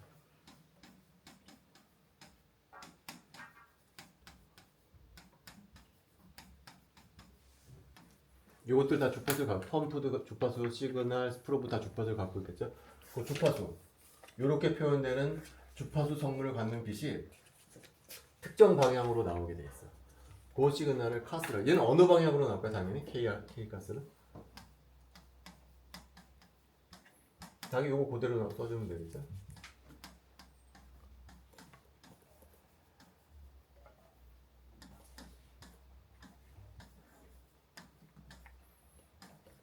프로브의 방향, 펌프의 방향, 시그널의 방향을 이용을 해서 요 방향을 아니까 바깥에서 내가 쏴주는 방향이잖아요. 쏴주는 요거 방향 알고 요거 방향 알고 요거 방향 알기 때문에 요 방향도 알게 되겠죠. 그죠?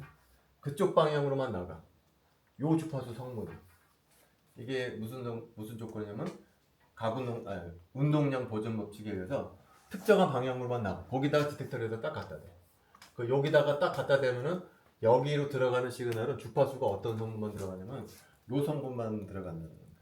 그럼 도대체 얘가 왜 요 성분이 나오냐는 거죠. 왜 이름이 얘가 카스라는 거야.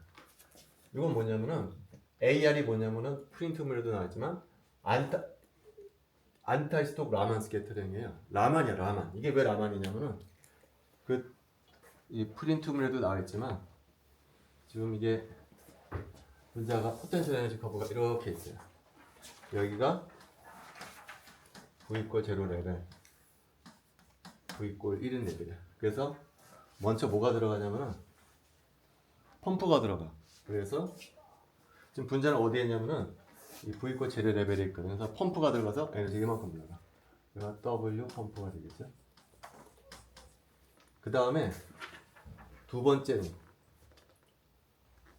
두 번째는 얘하고 얘는 어떤 걸 써주냐? 얘하고 얘 주파수 차이가. 그러니까 얘가 펌프라고 그러고 얘 주파수가 시그널이라고 그러면 얘 주파수 차이가 분자의 진동 주파수를 각게 맞춰주는 거예요. 여기도 주파수 쏴주고 얘도 주파수 쏴주면 얘 시그널을 어떻게 쏴주냐면 이 주파수하고 이 주파수의 차이가 분자의 진동 주파수를 갖게 만들어요. 다시 말하면은 여기가 펌프고 여기가 시그널 혹은 스톡의 주파수가 뭐랑 같냐면 얘에서 얘를 빼주게 되면 얘가 나오는 거. 얘가 뭐냐면 분자의 진동 주파수가 되겠죠. 그죠? 이 분자가 지금 여기에서. 근데 하나 더 쏴줘. 그게 무슨 거냐면은 바로 프로브 펄스를 하나 더 쏴줘. 프로브 세 번째 펄스. 그럼 여기서 이놈이 다시 올라가요. 이렇게 된다는 거죠. 그래서 지금 상태, 이 상태가 이게 버티어 스테이트가 죠. 여기서 마지막으로 다시 떨어져요. 이게 바로 카스 시그널이라고 합니다. 그래서 한 번, 분자하고 빛은 한 번, 두 번, 세 번 상호작용한 다음에 요 빛을 방출하게 된다는 거죠. 요 주파수는 어떻게 계산해 주면 될까요? 요 주파수는 요거 더해주고, 요거 두 개 더해주고, 요거 빼주게 되면은 요 주파수가 나오거든요. 요 두 개 더해주게 되니까 오메가 P, 오메가 프로브 빼기 오메가 스톡. 요것이 바로 오메가 카스가 됩니다. 그래서 실험을 어떻게 하냐면요. 실험은 펌프의 주파수하고 프로브 주파수는 고정이에요. 뭐를 바꿔주냐면은 스톡 주파수를 바꿔줘요. 다시 말하면 아까도 얘기했지만 빛을 세 군데서 쏴준다고 그랬잖아요. 펌프, 프로브, 시그널 버전 스톡에다 넣을 거예요. 그래서 이 세 방향에서 쏴주는데 얘는 주파수는 고정이야. 냅둬. 그 다음에 얘의 주파수를 바꿔. 얘의 주파수를 바꾸는데 어느 순간에 이 주파수를 딱 바꿨을 때 인터셉트가 강하게 나올 때가 있어. 그러니까 얘 주파수가 따를 때는 얘가 주파수가 안 나오다가 얘가 어떤 특정 주파수가 딱 되잖아요. 그럼 갑자기 얘가 인터셉트가 팍 증가해버려. 왜 그럴까요? 요 주파수를 바꾼다고 그랬잖아요. 예를 들어서 요 간격이 뭐 2500이었었다고 해봅시다. 2500 웨이브 넘버. 그리고 얘가 예를 들어서 10,000이었었다라고 해봅시다. 그리고 얘가 주파수가 예를 들어서 7,000이었다요. 7,000. 얘 주파수가 10,000, 얘 주파수가 7,000. 그럼 주 차이가 얼마예요? 3,000이 되잖아요. 그럼 얘는 2,500인데 3,000이니까 이렇게 돼 있다는 거예요. 이렇게 돼 있다는 얘기죠. 이렇게. 그렇게 되면 어떻게 되겠어요? 리얼 스테이트에 와 있지 않기 때문에 인터셉트가 작다는 거예요. 이 프로세스가 일어나긴 일어나. 이렇게 해가지고서 이렇게 떨어지기 때문에 지금 뭘 측정하는 거야? 얘를 측정하는 거거든. 얘를 측정하는데 얘 주파수하고 얘 주파수 차이가 실제 리얼 스테이트보다 벗어나 있잖아요. 그러면 나오긴 나오는데 인터셉트가 되게 작게 나오는 거야.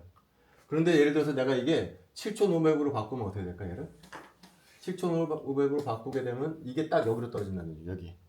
요 레벨이 무슨 레벨이에요? 실제 분자가 존재하는 진동 에너지 레벨이라는 거예요. 이게 딱 2,500이 되니까. 그래서 얘를 7,500으로 하는 순간 요게 인터셉트가 갑자기 증가한다는 거야. 왜 증가하느냐? 여기에서 여기 빼준 놈이 요 놈이 딱 분자의 진동 에너지 레벨이라는 같기 때문에. 그래서 요 주파수를 바꿔가면서 얘 시그널을 측정을 하게 되면은 우리가 똑같이 라만 스펙트럼을 찍을 수가 있다는 거죠. 근데 이 방법의 장점은 뭐냐? 아까도 얘기했지만 얘가 아무 방향으로 나오는 게 아니라는 거예요. 얘가 아무 방향으로 나오는 것이 아니고 특정한 방향으로만 나온다는 거예요. 여기서 나오는 시그널이 전부 이쪽 방향으로만 나오기 때문에 그냥 스폰테이너스 라만보다는 훨씬 낫다. 스폰테이너스 말 아까도 얘기했지만 사방으로 퍼져나온다고 그랬잖아요. 사방으로 퍼져나오는 것 중에 일부만 측정하는 데 비해서 이 시그널은 특정 방향으로만 나가는 데다 디텍터를 딱 고정해 놓고 얘를 바꿔주면서 시그널을 잡게 되면은 얘가 특정한 주파수에 딱 걸릴 때 인터셉트가 퍽 증가해버려. 이 특정한 주파수가 어느 주파수냐? 이 주파수라는 거죠. 얘하고 얘의 차이가 분자의 진동 주파수에 해당하는 경우에 인터셉트가 팍 뛰면서 시그널을 크게 잡을 수가 있다는 거죠. 이 분광법을 CARS. 이거는 안타스토 라만 스캐터링이고 이건 코이런트 라. 이건 스티뮬레이트드 라만 프로세스를 나타내주는 분광법이에요. 그래서 라만에서는 비선형 분광학 중에서는 잘 쓰는 방법이에요. 그래서 여기까지가 이제 넌리니어 비선형 분광학에 대한 테크닉 중에 하나고요. 근데 다음 시간에 할 것은 뭐냐면은 이제 퍼터베이션 테오리인데요. 이거는 이제 근사하는 방법 중에 하나예요. 우리가 화학에서 근사하는 방법이 두 가지가 있어요. 하나는 우리가 예전에 배웠던 베리에이션 메소드 있죠.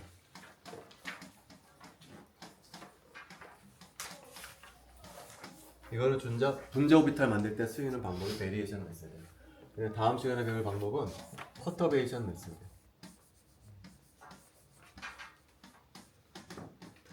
자, 이거는 뭐냐면은 우리가 셀렉션 룰이라는 게 있었어요.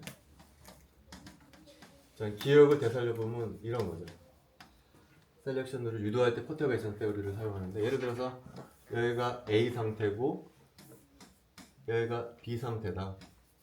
빛을 쏴줬을 때 여기서 여기로 올라가느냐 못 올라가느냐 할 때 이런 접근한다고 해서 또 많이 하고 있어요.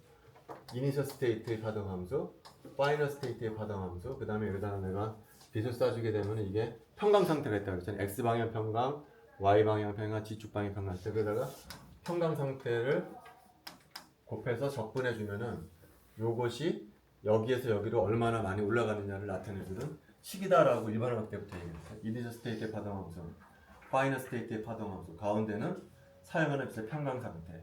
이게 왜 그러냐면, 왜 이게 유도가 되느냐? 바로 이 퍼터베이션 테오리로부터 유도가 되는 거예요. 꽤 중요한 방법 중에 하나예요. 잠깐 개요를 설명하자면 이런 거예요. 우리가 그 일반학 시간 때부터 했던 얘기가 있어요. 얘가 두 개가 어토믹 스테이트야.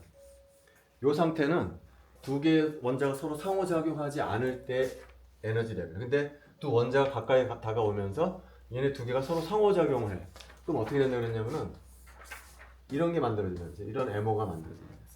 그때 내가 뭐라 그랬냐면은 이 상태는 어떻게 해석하기 쉽냐면은 원래는 이 상태였는데 얘가 얘랑 상호작용하면서 에너지가 떨어진 상태다라고 해석하면 좋다고 그랬죠. 그 다음에 이 상태는 어떻게 생각할 수가 있냐면은 원래는 이 상태였었는데 얘랑 상호작용하면서 얘가 에너지가 올라가서 만들어진 상태다, 뭐 그런 얘기를 했어요. 그때 또 얘기했던 것은 뭐냐면, 그러면 얘가 그냥 에너지만 떨어지는 게 아니라 그랬죠. 이걸 풋사이 A라고 그러고 풋사이 B라고 그러면은 이 상태는 주된 성분은 풋사이 A야. 근데 뭐가 섞여 들어간다 그랬죠? 요 성분이 섞여 들어간다 그랬어요. 이거 풋사이 B가 한 C만큼 섞여 들어간다는 거죠. 얘도 마찬가지라는 거죠. 얘도 주성분은 풋사이 B야. 근데 그냥 풋사이 B만 있는 것이 아니고 어떤 성분이 섞여 들어가냐면은 풋사이 A 성분이 섞여 들어간다는 거죠. 요 얘기라는 거죠.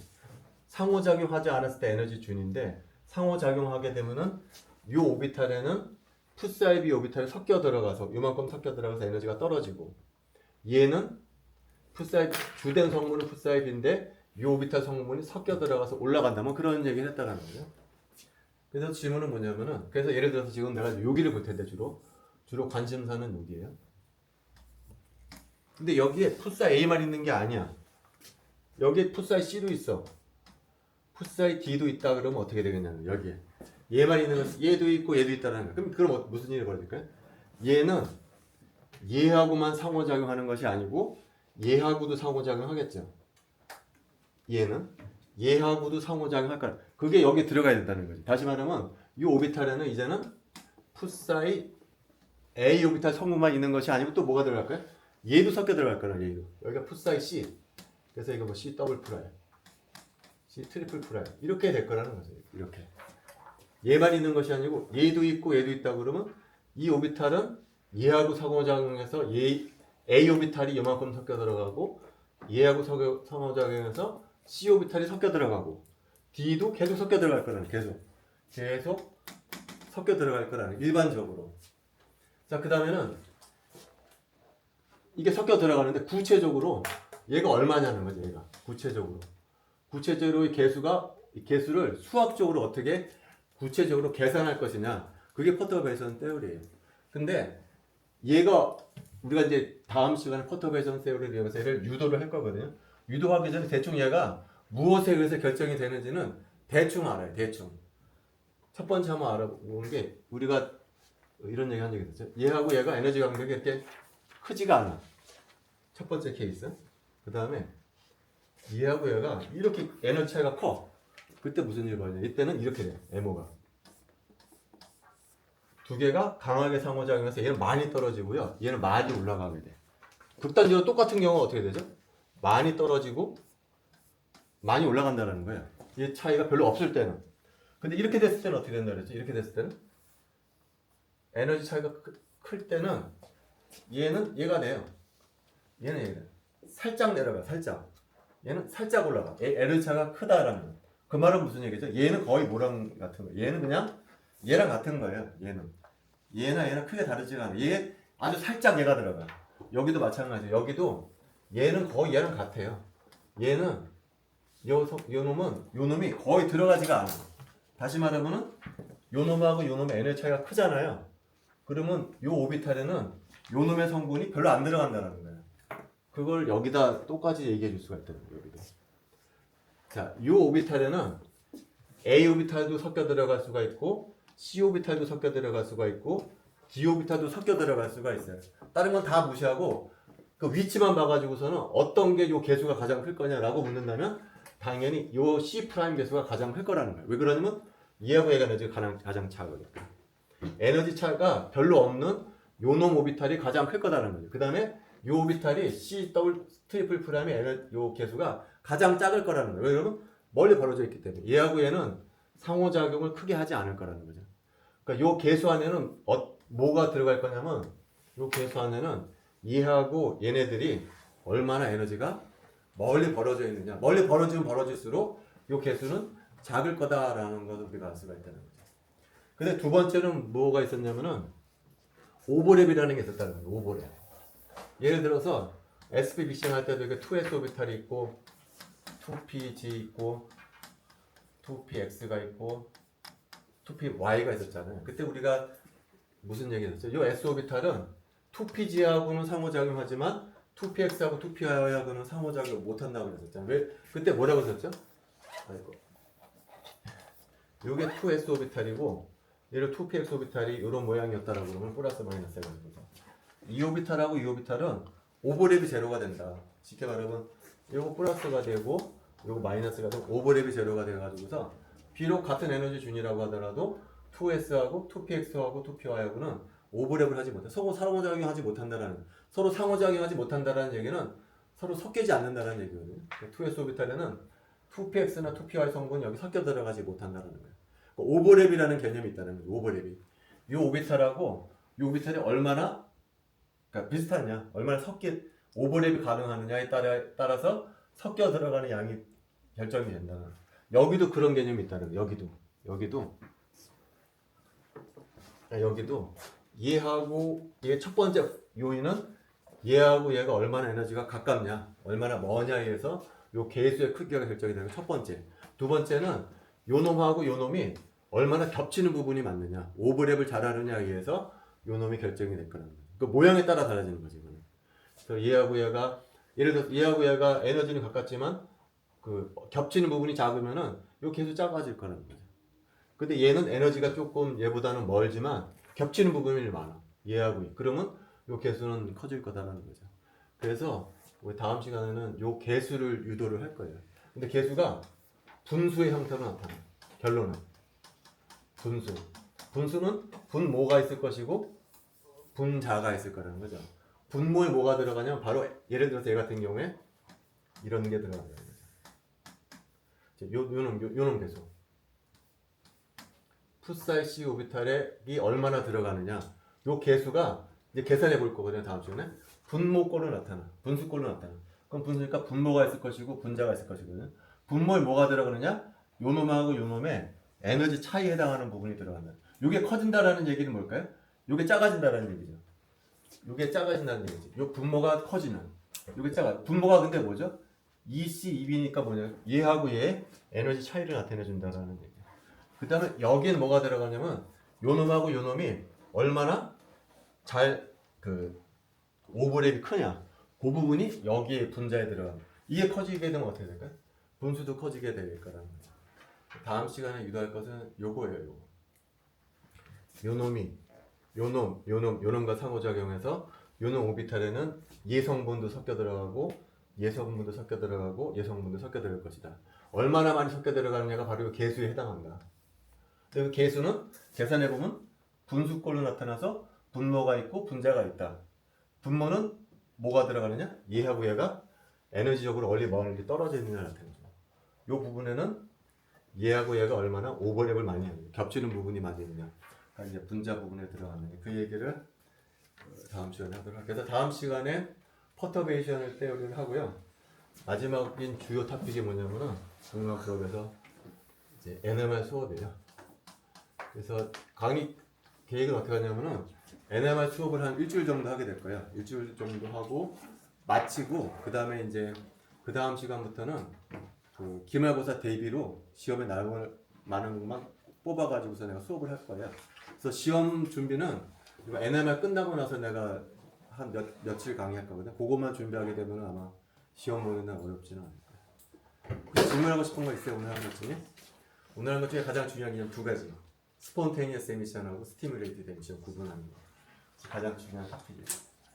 질문 없으면 이쪽 마치겠습니다.